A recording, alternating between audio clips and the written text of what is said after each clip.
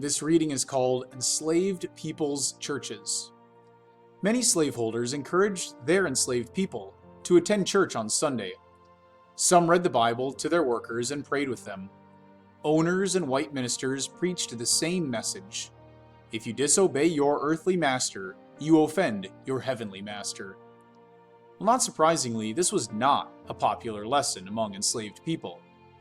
"Dat old white preacher just was telling us slaves to be good to our masters," recalled Cornelius Garner. "We ain't cared a bit about that stuff he was telling us, 'cause we wanted to sing, pray, and serve God in our own way." Instead, enslaved people created their own invisible church that brought together African roots and American needs.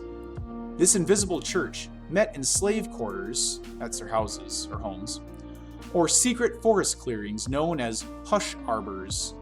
One enslaved person reported that when slaves go around singing "Steal Away to Jesus," that means they're going to be a religious meeting that night. The masters didn't like them religious meetings, so us naturally slips off at night, down in the bottoms or somewheres. Sometimes us sing and pray all night. Rather than teach about obedience, black preachers told the story of Moses leading his people out of slavery in Egypt. Black worshippers sang spirituals that expressed their desire for freedom and faith in a better world to come. One black preacher wrote, "The singing was accompanied by a certain ecstasy of motion, clapping of hands, tossing of heads, which would continue without cessation," that means stopping, "for about half an hour. The old house partook of their ecstasy, it rang with their jubilant shouts, and shook in all its joints." Whites sometimes criticized the enthusiasm of black worshippers, saying they lacked true religious feeling.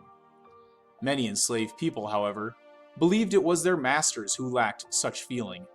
"You see," explained one man, "religion needs a little motion, especially if you go on and feel the spirit." Religion helped slaves bear their suffering, that means like survive it, and still find joy in life.